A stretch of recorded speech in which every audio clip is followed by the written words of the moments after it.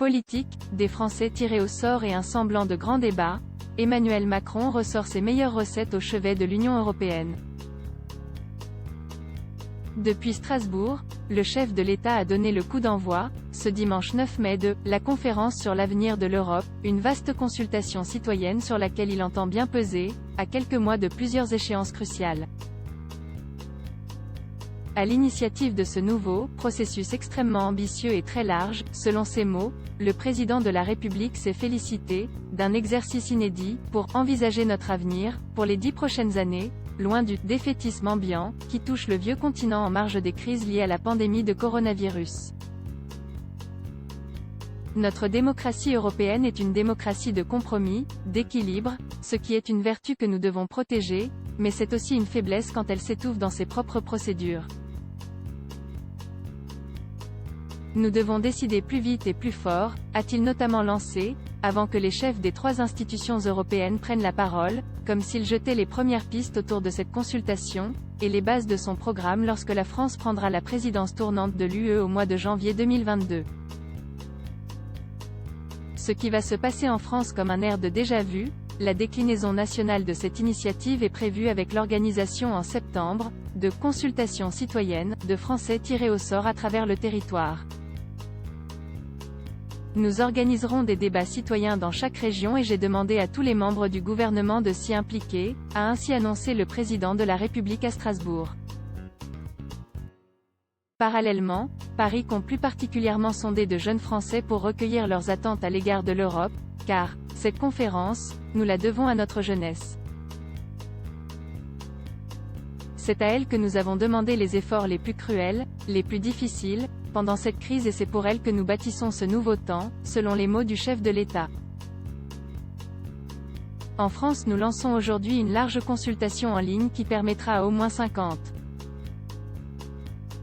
000 jeunes de faire valoir leurs priorités, leurs critiques, leurs idées, leurs rêves, a-t-il expliqué, avant d'appeler à des initiatives dès cet automne en faveur de la jeunesse, comme soutenir les étudiants qui reprennent leur cursus ou entrent sur le marché du travail, aider tous ceux qui veulent se lancer dans une aventure entrepreneuriale, ou permettre à chacun de vivre une expérience dans un autre pays européen grâce à la Commission européenne, à la Banque européenne d'investissement, par des moyens nationaux supplémentaires de relance.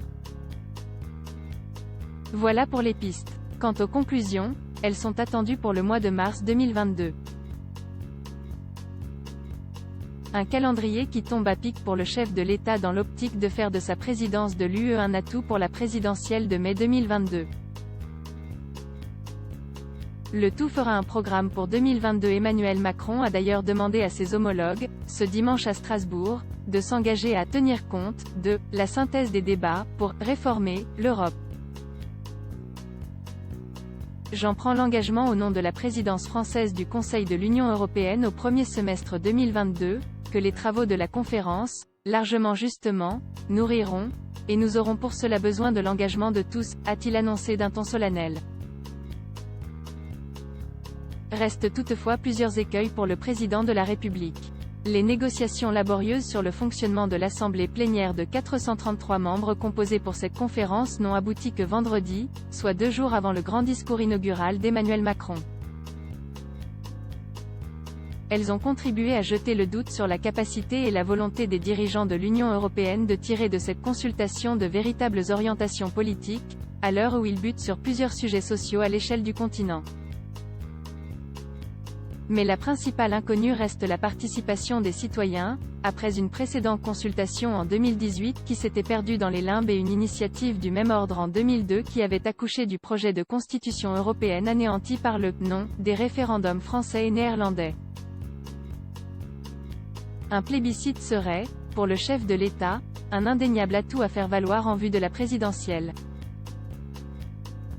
L'échec d'un grand débat resté dans l'anonymat le serait beaucoup moins. À voir également sur le HuffPost, à Jersey, cet Anglais a tiré le premier face à « l'invasion » des pêcheurs français. Lire aussi, Macron a-t-il retourné ou simplement réajusté sa veste sur la levée des brevets? L'Union européenne n'a pas renouvelé sa commande de vaccins à AstraZeneca, pour l'instant.